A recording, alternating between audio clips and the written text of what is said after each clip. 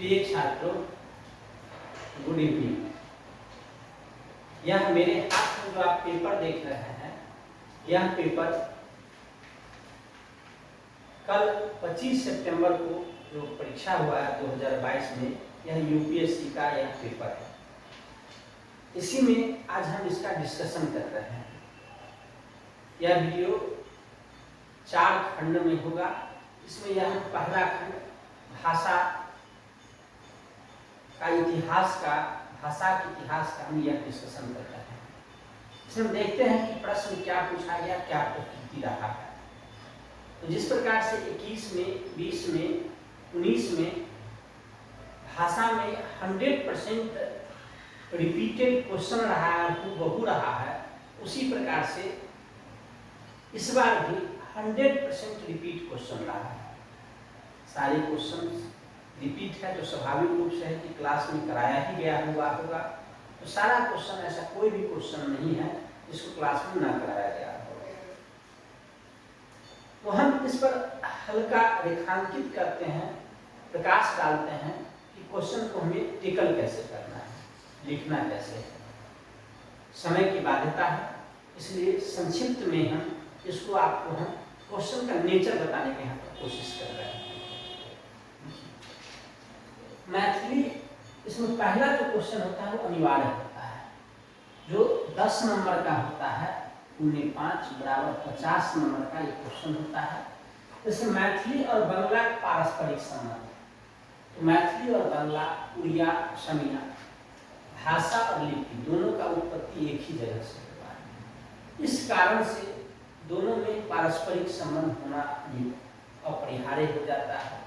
तो व्याकरण के स्तर पर, प्रवेश से शब्दावली के स्तर पर किस प्रकार से परिवर्तन आया, किस प्रकार से विकास में अंतर आया, यही दशा का, इसी दशा का हम चित्रण अगर करते हैं कि मैथिली और बांग्ला का पारस्परिक संबंध स्थापित हो जाता है।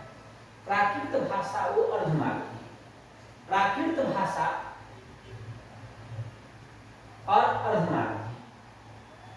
प्राकृत भाषा का 5 स्वरूप रहा है। इसी 5 स्वरूप में मागधी प्राकृत का जो एरिया रहा, प्राच्य प्राकृत का जो एरिया रहा, उसी का एक स्वरूप मागधी प्राकृत और अर्धमागधी प्राकृत हुआ। तो कालिदास से नाटक के अधम पात्र के संवाद से, मृच्छकटिकम के संवाद से, प्रबोध चंद्रोदय के अधम पात्र के संवाद से, इन सब के बीच में जो भाषा का जो अंतर आया, प्राकृत से क्या बदलाव आया, इसी चीज का इसमें अध्ययन करेंगे तो हमारा यह प्रश्न हो जाता है। फिर है प्राचीन मैथिली की विशेषता। ये भी क्वेश्चन डायरेक्ट है।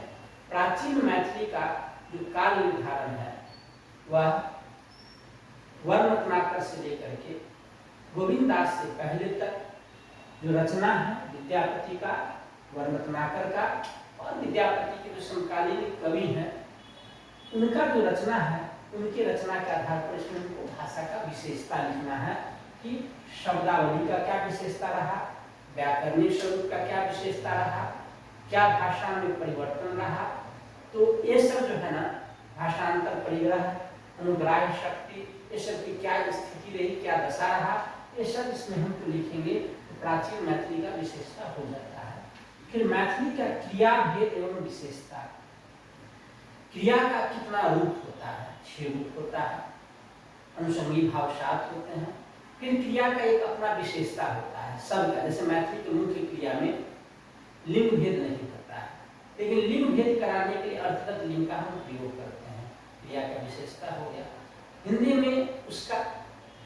हिंदी में क्या होता है, हम सर्वनाम के अनुसार से कक्ष के आधार पर हम क्रिया में परिवर्तन लाते हैं। जैसे उसका कलम है, उनकी कलम है, यहाँ पर है में आदर और अनादर में कोई अंतर नहीं है।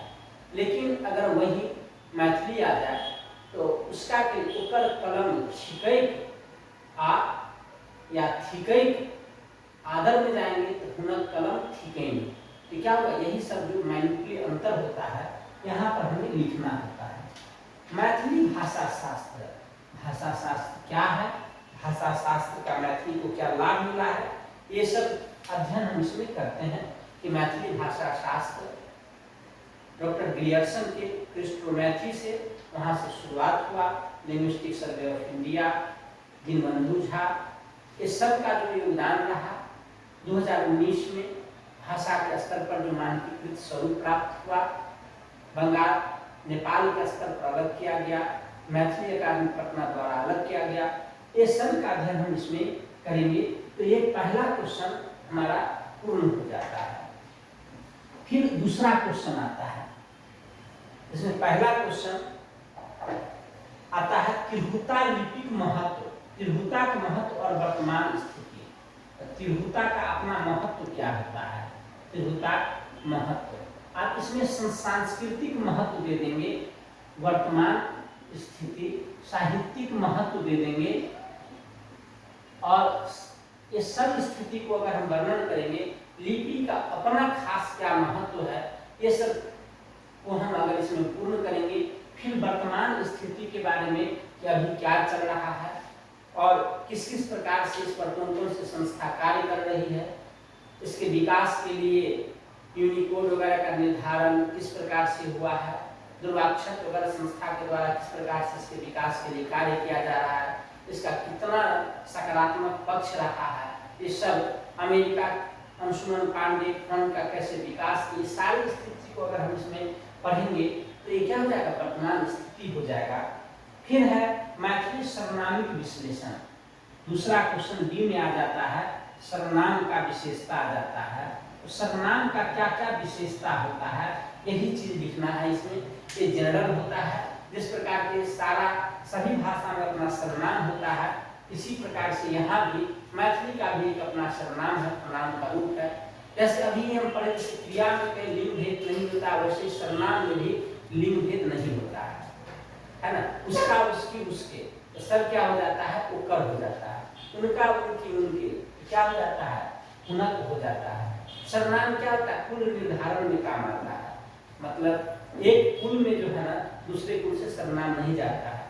जैसे बुक्स, जैसे मास्टर, जैसे स्टेशन, सभी भाषा में हम मैथिली में भी यूज करते हैं, लेकिन हम यू जाइत अच्छी नहीं कहते हैं, ही पढ़ता है, ही पढ़े तेज नहीं कहते हैं। इस प्रकार से सर्वनाम कभी किसी में नहीं जाता, इसलिए कुल निर्धारण में काम आ जाता है।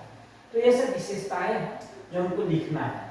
देखिए फिर कहता है तीसरा क्वेश्चन, भारतीय भाषा परिवार में मैथिली का स्थान। तो भारतीय भाषा परिवार क्या है, हमारी भाषा का आरंभिक वहीं से शुरुआत होता है।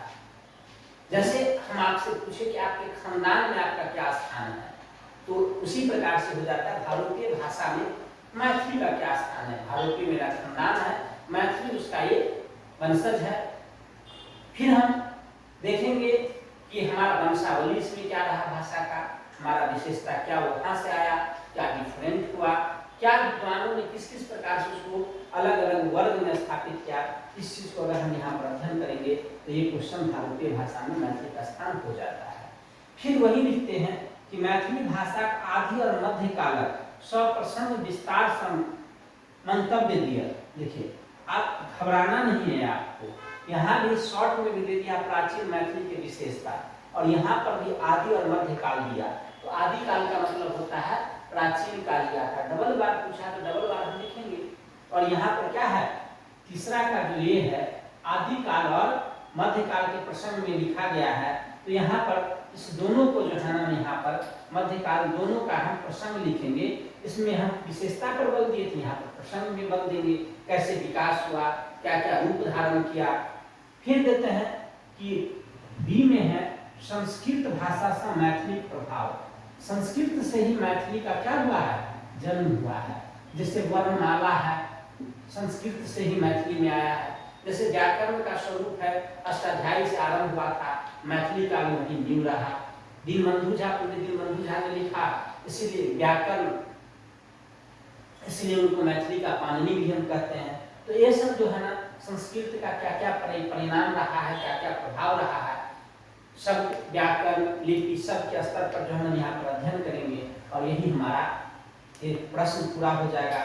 फिर है मैथिली भाषा की कसौटी, भाषा का कसौटी पर मैथिली। कसौटी, भाषा के कसौटी पर है मैथिली।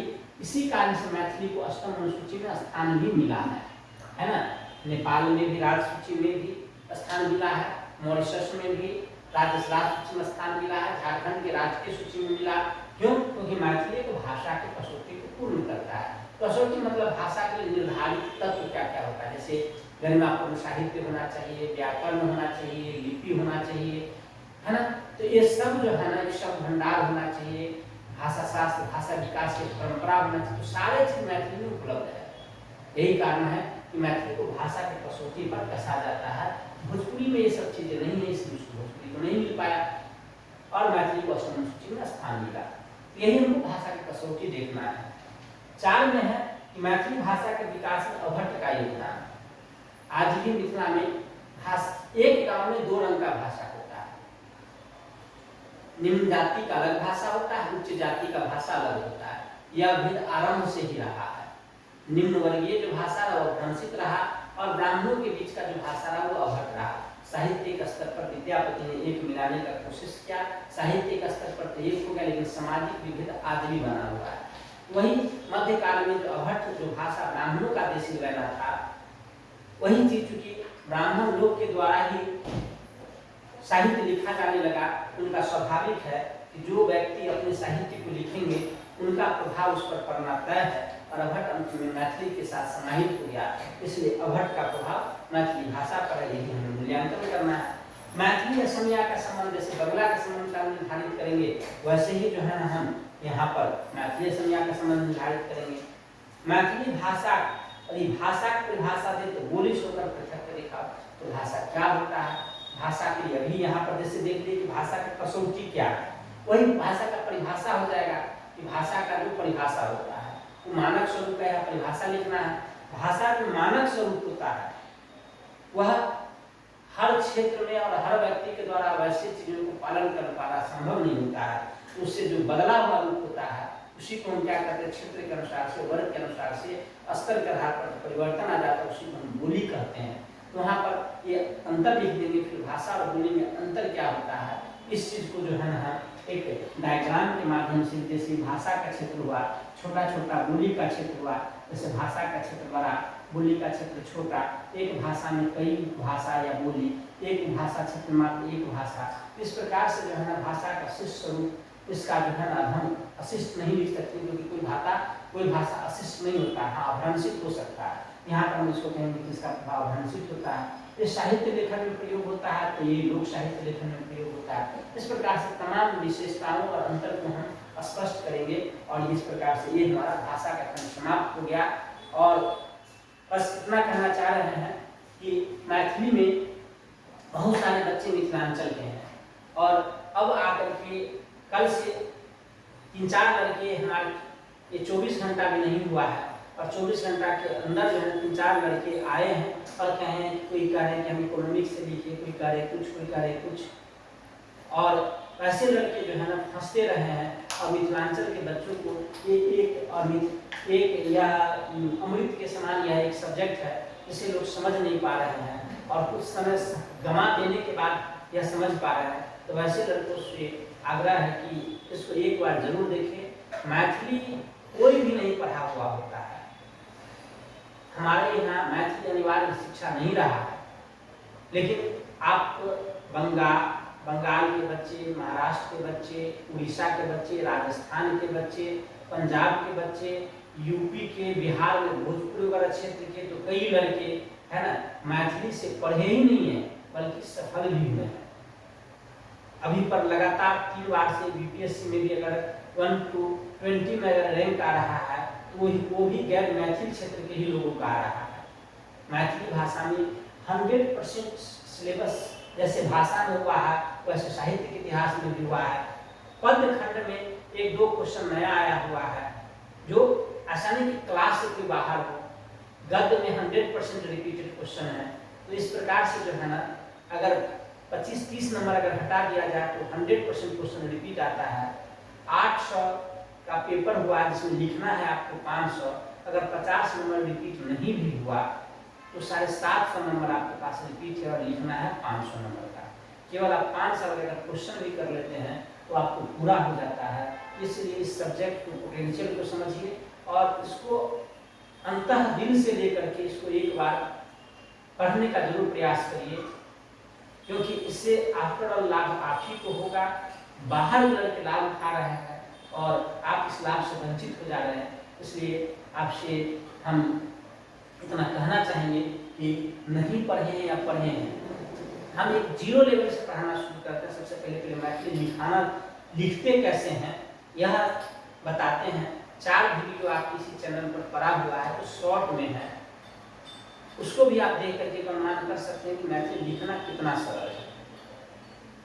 ठीक है, तो धन्यवाद, मिलते हैं अगले वीडियो के साथ फिर कल।